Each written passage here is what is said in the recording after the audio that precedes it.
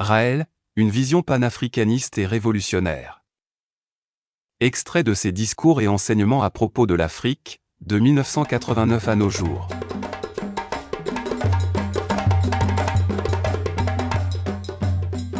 Mon rôle de prophète n'est pas que spirituel, religieux, il est aussi politique. Être prophète aujourd'hui, c'est s'impliquer dans la politique actuelle, pour que les gens vivent mieux et surtout, s'impliquer dans les pays qui ont le plus souffert de l'égoïsme et de la brutalité de ceux qui avaient la chance d'avoir, pour un court moment, une petite avance technologique. Parfois, je sais qu'en Afrique les gens regardent, oui mais ils nous envoient encore un prophète blanc. Je ne suis pas blanc moi. Je ne me sens pas blanc du tout. Je me sens extraterrestre et je me sens universel. Je déteste qu'on me dise que je suis blanc. Pour sauver la planète, il faut commencer par sauver l'Afrique. Et pour sauver l'Afrique, il faut faire les États-Unis d'Afrique. Il faut créer les États-Unis d'Afrique, c'est très important. Les États-Unis d'Afrique avec une monnaie africaine, que j'ai appelée l'afro, il y a bien l'euro, pourquoi pas l'afro. 2001. Pour une réelle décolonisation de l'Afrique. La cause des drames de l'Afrique est la monstrueuse colonisation européenne. Aux temps anciens de la colonisation étrangère, les biens et les richesses partaient à l'étranger enrichir des nations étrangères. Maintenant les biens et les richesses partent à l'étranger gonfler des comptes en banque des gouvernants et fonctionnaires africains. C'est ça, l'autocolonisation. Afrique, réveille-toi. Prends en main tes destinées en renversant les derniers colonisateurs qui sont plus que des colonisateurs puisque, étant tes propres enfants, ils sont en plus des traîtres. 1989. Si les Africains veulent sortir de leurs problèmes, il faut qu'ils réalisent une réelle décolonisation de leur continent, et cette décolonisation réelle passe par une destruction des États artificiels créés par les colons exploiteurs, ainsi que de tous les systèmes centralisateurs qu'ils ont mis en place. Africains, prenez en main votre destinée en rejetant globalement toutes les structures qui vous ont été imposées par la force, qu'elles soient politiques, religieuses ou culturelles. 1997. L'Afrique n'échappera à sa misère que par l'éducation. Il vaut mieux apprendre à pêcher aux Africains que leur donner du poisson. Il faut que l'Afrique se redresse et prenne espoir. Aussi bien dans l'électronique, les manipulations génétiques, dans le clonage, dans toutes les nouvelles technologies, les Africains sont capables de faire mieux, pas aussi bien, mais mieux que les autres. Vous avez plus de connaissances que ceux qui ont colonisé vos ancêtres, comprenez, prenez-en conscience. C'est pour cela qu'il est tellement important d'éduquer, d'avoir accès à l'information, accès à la connaissance pour réussir l'extraordinaire dont est capable le génie humain. Allez explorer les sciences, allez explorer les connaissances, poussez vos enfants, encouragez vos enfants, non pas à devenir égaux aux blancs mais à devenir meilleurs parce qu'ils en sont capables, et parce qu'ils ont le devoir de le devenir et un jour peut-être. Votre culture se sera tellement développée que les Européens viendront étudier en Afrique. Les nouvelles technologies et la science sont la seule solution pour faire sortir l'Afrique du tiers-monde. Tous les jeunes Africains, la seule importante matière première de ce continent, devraient avoir un accès immédiat à l'éducation et à l'Internet. Ils ont plus besoin d'ordinateurs et d'Internet que de nourriture, car ce sont ces technologies qui leur permettront de transformer leur pays sous-alimenté en pays riche. Les aides des pays riches ne devraient servir que, et uniquement à cela, au lieu d'être utilisées pour entretenir des armées inutiles ou d'être détournées pour enrichir des politiciens. 2003. Les pays africains ont l'énorme responsabilité, face aux générations nouvelles et futures, d'assurer leur éducation.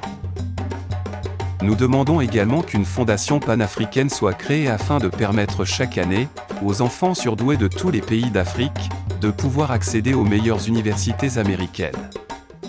Cette fondation devra être financée par tous les gouvernements africains pour préparer l'élite future de ce continent. Elle pourrait s'appeler Fondation Éducafrique. 2001. Apprenez l'anglais à vos enfants, vous leur ouvrez l'univers, en leur apprenant le français, vous leur ouvrez 2% de la population du monde, le choix est vite fait. N'oubliez pas les langues locales qui sont une tradition importante qui contiennent une partie de la connaissance des Elohim car elles viennent des Elohim. Après la décolonisation linguistique, il serait aussi souhaitable qu'une décolonisation religieuse soit entreprise. Les religions traditionnelles africaines devraient être enseignées à nouveau aux populations, et dans les écoles comme faisant partie de l'héritage culturel des Africains. Il ne faut pas oublier que le christianisme a été utilisé comme un instrument pour mieux asservir les peuples conquis, et tenter ainsi de leur faire perdre leur identité. 1997. La déchristianisation de l'Afrique est une priorité pour tout Africain qui veut retrouver sa dignité, et aider ses frères et sœurs noirs à la retrouver pour regarder le reste du monde avec fierté, et en étant enfin lui-même, et fier de sa négritude. 2003. Africains, n'ayez plus aucun complexe.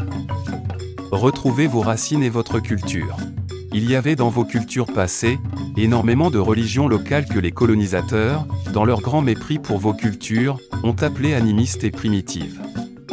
Elles étaient beaucoup plus belles que le christianisme, et elles étaient reliées directement aux Elohim. Retrouvez-les. Retrouvez vos racines, tout en ayant dans la tête la fierté des sciences du futur, qui vous rendront non pas égaux, mais supérieurs aux anciens colonisateurs. 2001. Il y a tout ce sentiment d'infériorité qu'il faut éliminer. C'est votre pire ennemi. Non seulement vous êtes capable de faire aussi bien que les Blancs, mais vous êtes capable, il faut que vous en soyez persuadé, que vous le ressentiez dans vos gènes, dans votre essence même, de faire infiniment mieux. 2016. Chaque fois que vous vous pensez inférieur aux Blancs, vous le devenez. Quand vous arrêtez de le penser, vous ne l'êtes plus. N'ayez aucun complexe. Ne regardez jamais un Blanc en disant « Oui, mais eux, ils sont grands et nous n'avons rien ». Non, c'est vous qui vous mettez le poison dans la tête. Vous êtes capable d'être meilleur qu'eux sur tous les plans. J'insiste, sur tous les plans. Mais il faut que vous croyiez en vous, et pour croire en vous, il faut retrouver vos racines et votre culture.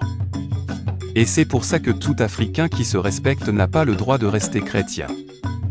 2001. La première chose qu'il faut que vous fassiez en Kama, c'est de cesser de payer l'impôt colonial. C'est quand même une honte qu'il soit venu vous piller, vous esclavagiser, vous asservir, et qu'il vous demande de payer un impôt colonial. Alors ça, ce sont des milliards chaque année. Chaque fois qu'un chef d'État africain dit « je ne le paye plus », on le remplace par une autre marionnette qui va continuer de payer cet impôt, c'est dramatique. Qui devrait payer l'impôt colonial ? La France. Elle devrait payer des impôts à l'Afrique pour dédommager l'Afrique des pillages qu'elle a faits, et pas le contraire. C'est une honte absolue. 2016. Comment se fait-il qu'il y ait des bases militaires françaises dans tous les pays africains, soi-disant pour protéger les Français en cas de problème? Est-ce qu'il y a des bases africaines en France pour protéger les Noirs en cas de problème? Il n'y en a pas une. Alors c'est une hypocrisie monstrueuse. 2016. Si chaque ethnie ou peuple retrouvait véritablement le pouvoir sur les ressources naturelles de son territoire, il serait beaucoup plus difficile pour les pillards européens de manipuler les prix et les productions par l'intermédiaire des puissantes multinationales. 1997. Donc la révolution, elle doit se faire, mais avec les chefs traditionnels africains qui ont la sagesse d'aimer la population. La démocratie, vous savez maintenant, vous avez vu ce qui se passe partout dans le monde, les Blancs utilisent la marionnette de la démocratie en disant « on envahit les pays pour leur apporter la démocratie ». Mais quelle rigolade! Ce n'est pas du tout pour ça. C'est pour venir piller. Et la démocratie, vous le voyez avec les élections américaines qui se passent maintenant, c'est une blague. Il n'y a pas de démocratie dans aucun pays européen. Aux États-Unis, ce sont les grandes corporations, les grandes sociétés multinationales qui utilisent comme des marionnettes, des politiciens. Qu'ils élisent un républicain ou un démocrate, ça ne changera rien. La démocratie, c'est un poison. La démocratie a créé Adolf Hitler, il faut s'en rappeler.